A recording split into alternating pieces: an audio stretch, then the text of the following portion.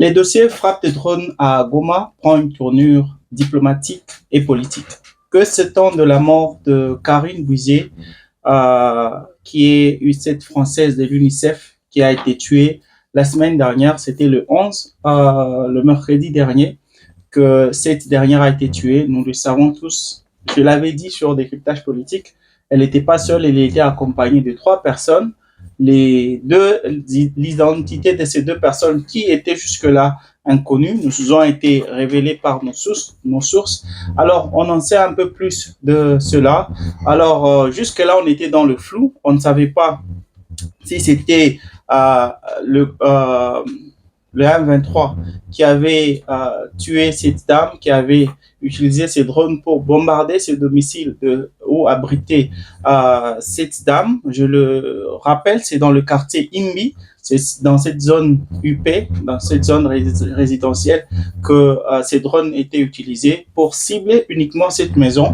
Je vous avais d'ailleurs dit que selon nos sources à Goma, ces drones étaient utilisés par les M23. Mais le M23, de sa part, avec leur porte-parole, Laurence, qui avait dit au micro de RFI que ces attaques étaient orchestrées par les FARDC. De la part du gouvernement congolais, le même jour, le gouvernement congolais n'avait pas réagi, n'avait pas revendiqué ces attaques. Le gouvernement congolais avait plutôt cherché à ce que le gouvernement congolais puisse travailler ensemble avec l'ONU et les experts même de l'ONU afin qu'on puisse établir les faits.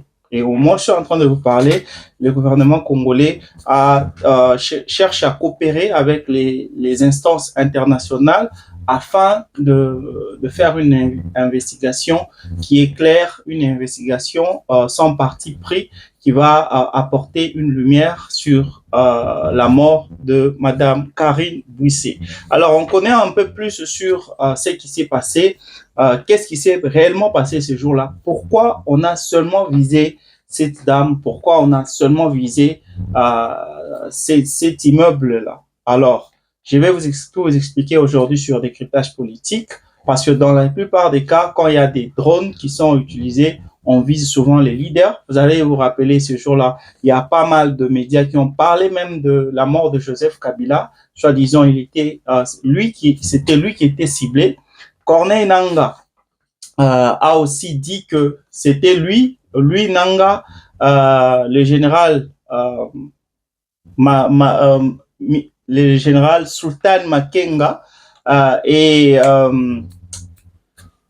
Joseph Kabila qui étaient visés par ces drones. Alors, est-ce que c'était eux qui étaient visés ou bien c'était cette dame? Si lui, Nangaa, dit que c'est eux qui étaient visés, il a accusé aussi le gouvernement congolais d'avoir utilisé ces drones pour faire ces attaques. Alors, on en sait un peu plus aujourd'hui sur cela. Je vous l'avais déjà dit la semaine passée, selon mes sources. Je vais encore le confirmer aujourd'hui, un peu plus tard dans l'émission. Mais avant cela, je tiens d'abord à clarifier quelque chose. Il y a un média, parce que nous, étant les gens du média, nous sommes des activistes sociaux, nous ne sommes pas des journalistes. Alors, on est là aussi s'il y a un média qui cherche à faire la désinformation. En tout cas, on est là pour clarifier les choses, parce qu'on ne veut pas tout ce qu'on fait ici, c'est que vous soyez informés. On veut que vous soyez informés. On veut que la jeunesse congolaise, pourquoi pas tous les Congolais soient informés afin de prendre les meilleures décisions. Parce que je trouve que vous ne pouvez pas prendre les meilleures décisions si vous êtes mal informé. Si vous êtes mal informé, vous allez prendre les mauvaises décisions. Alors, il y a un média congolais du nom de Papi Kawaya. Sur Facebook, ce média a 35 000 abonnés. sur Facebook. Ce média utilise l'intelligence artificielle pour se faire des photos et ainsi désinformer la population. Alors, il y a des posts qui ont été publiés sur cette page. Vous pouvez juste taper Papi Kawaya sur Facebook, vous allez voir.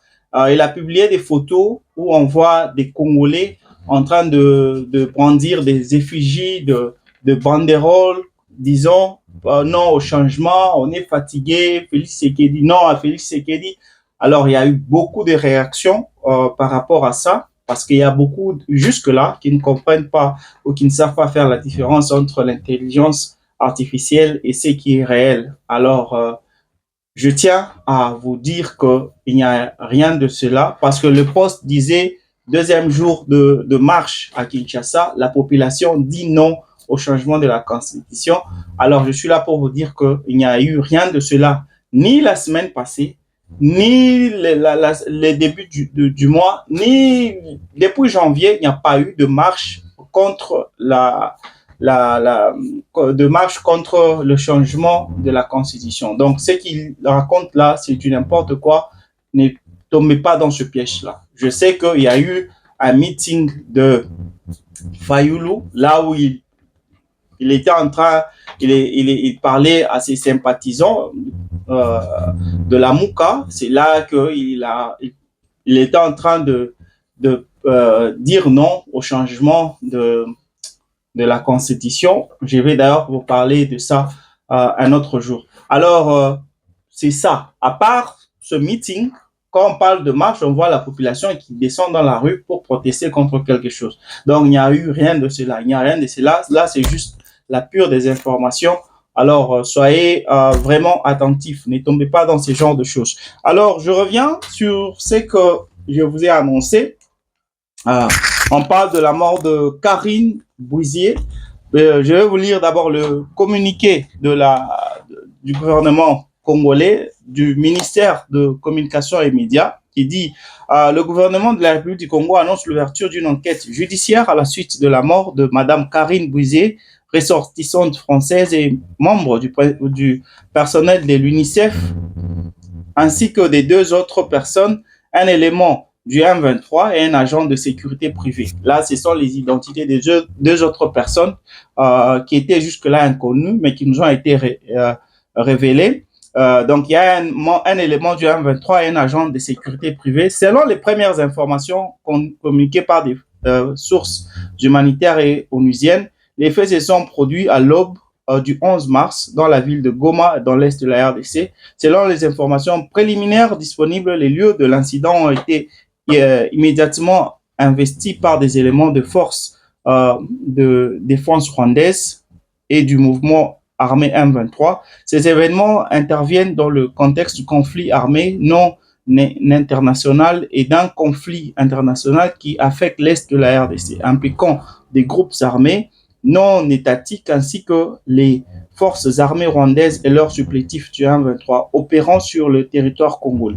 Le ministère d'État, ministre de la Justice et garde-sceaux a enjoint à l'auditeur général près les forces armées de la RDC d'ouvrir sans délai une enquête afin d'établir les circonstances de ces faits, de déterminer les responsabilités éventuelles et d'engager, le cas échéant, les poursuites prévues par la loi. Le gouvernement appelle à une coopération internationale pleine et entière, notamment avec les autorités françaises, les Nations Unies et les organisations internationales compétentes afin de garantir une investigation complète, impartiale et transparente. La RDC réaffirme sa détermination à lutter contre l'impunité et à veiller à ce que toute violation grave du droit commise dans le cadre du conflit armé fasse l'objet d'une réponse judiciaire appropriée.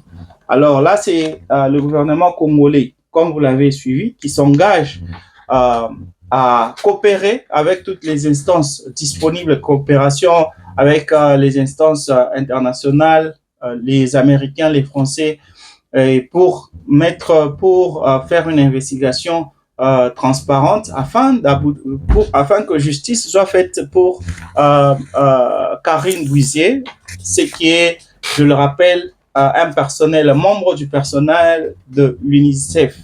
Sa nationalité, c'est une nationalité française. Voilà pourquoi la justice française s'est saisie de ce dossier. La justice française veut a lancé a porté plainte pour crime contre crime de guerre.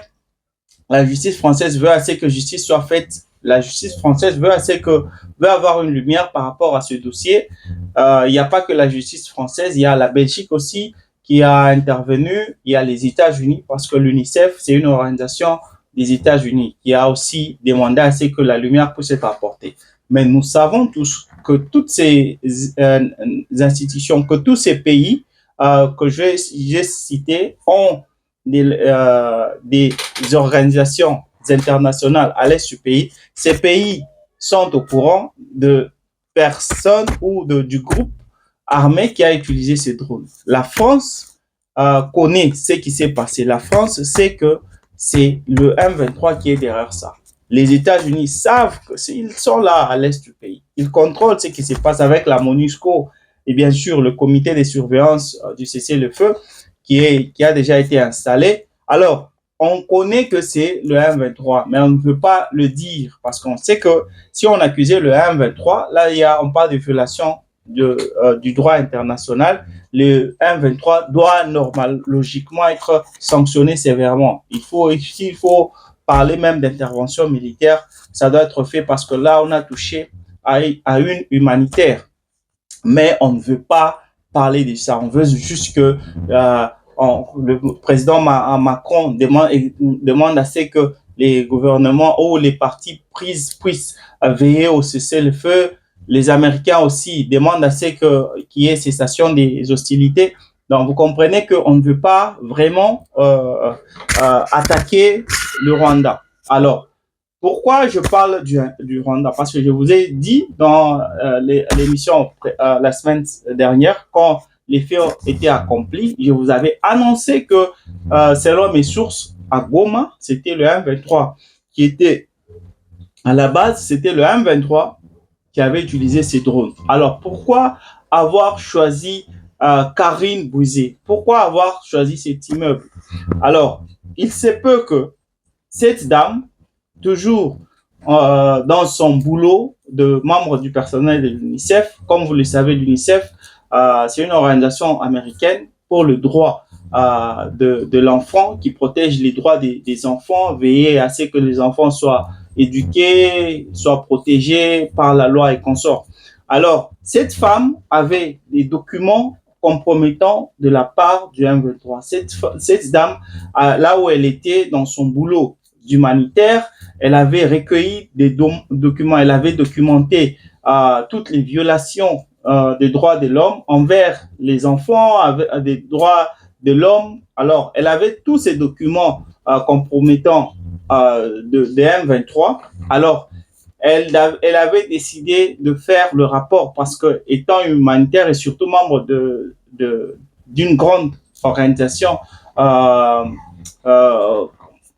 telle que l'UNICEF, elle se devrait de faire le rapport à ses supérieurs. Elle devait faire connaître tout ce qui était documenté vers les États-Unis. Alors, le M23 l'a menacé. Le M23 l'intimidait déjà, lui disait comment elle ne devait pas faire ça pour sauver sa peau. Alors, cette dame, vous savez, la corruption, c'est plus en Afrique que nos Africains se laissent faire. Il y a ceux-là qui se laissent faire par corruption, il y a ceux-là qui se laissent faire juste par peur de mourir. Alors les Blancs, c'est pas le cas. Les Blancs, eux, cherchent à faire leur boulot. Vous ne pouvez pas aller juste comme ça, vous cherchez à corrompre un Blanc. Alors, cette dame-là n'a pas vraiment, n'est pas tombée dans le piège ou elle n'a pas failli à toutes les pressions, à toutes les intimidations de la part des M23. C'est ainsi que les M23 avaient décidé de tuer cette dame. Donc, en la tuant, on a tout fait pour que même les preuves qu'elle avait soient éliminées, soient détruites. Donc, on a détruit toutes les preuves qu'elle avait, tous les documents qu'elle a pu accueillir, tout le temps qu'elle a passé à Goma. En tout cas, on a tout fait pour que cela soit détruit, pour que les États-Unis ne puissent pas connaître ce qui se passe. C'est que toutes les violations des droits de l'homme que font le M23 à l'est du pays. Il n'y a pas que ça qui a été signalé, il y a beaucoup de choses qui étaient signalées là. Voilà d'ailleurs pourquoi on comprend la présence de cet homme, cet agent du M23 qui était à ses côtés. Il a été malheureux de tomber de périr aussi aux côtés d'elle parce qu'il n'y avait pas son sens, il n'y avait pas une raison pour laquelle cet homme devait être là, parce que lui, il devait juste leur dire où se trouvaient ces dames et c'est tout. Mais il s'est fait que quand on a lancé les attaques par drone, cela a fait que beaucoup de gens, toutes les personnes qui étaient dans cet immeuble puissent mourir. Donc, l'attaque n'est pas venue des FARDC, je le rappelle, l'attaque est venue des M23. Alors, le gouvernement congolais n'a pas revendiqué cela. Le M23 cherche à ce que justice soit faite. Les M23 continuent d'accuser Kinshasa d'être à la base de ces attaques sur les civils, selon leurs propres paroles. Alors, de l'autre côté, les Wazalendo avaient de leur part dit, au travers de leur chef, Willy Michiki, qui avait dit que c'est lui, les Wazalendo étaient à proximité de Goma. Ils cherchent à reprendre Goma. Ils sont à la base des attaques qui se passent sur Goma, mais ils ne sont pas à la base de ce qui se passe, de la mort plutôt. Ils ne sont pas à la base de la mort de Madame Karine Bouizé. Donc, ils ne sont pas à la base de cela, mais quand même, ils sont à la base de beaucoup d'attaques qui se font à Goma. Ce qui donne encore raison au M23 qui accuse le gouvernement congolais et leurs supplétifs des Wazalendo d'être derrière les attaques sur les civils. Des attaques d'ailleurs par drone qui ont suscité la population à descendre dans la rue. Je vais vous en parler dans une autre édition parce qu'il y a la population qui s'est levée pour dénoncer cela parce que c'est la population qui est victime de toutes ces attaques par drone. Je vais vous en parler dans une autre édition. Alors, on comprend aujourd'hui la réalité. La réalité est que le M23 a été derrière la mort de Karine Bouizier, ce membre du personnel de l'UNICEF. Alors, qu'est-ce que va faire la France? La France ne peut rien faire. La France, elle est derrière le Rwanda, la France est derrière le M23. Donc, il n'y aura pas de sanctions qu'on peut espérer. Si c'était les FARDC qui avaient fait cela, qui avaient causé la mort de ces dames, on aurait déjà suivi comment les réactions de tous ces pays qui soutiennent le Rwanda. Mais pour le moment, on ne peut rien faire parce que on sait que le Rwanda travaille ensemble avec tous ces pays-là, la France, les États-Unis. Voilà pourquoi les Rwandais n'ont rien à craindre, les M23 n'ont rien à craindre. Alors, c'est l'information que je tenais à vous passer par rapport à ces attaques. Comme je ne sais ce que vous voulez dire, s'il y a du nouveau, nous allons toujours venir vous expliquer. S'il y a des choses à clarifier, des choses à modifier, des choses à ajouter, on va toujours venir vous raconter cela. Alors, c'est l'information du jour, en tout cas.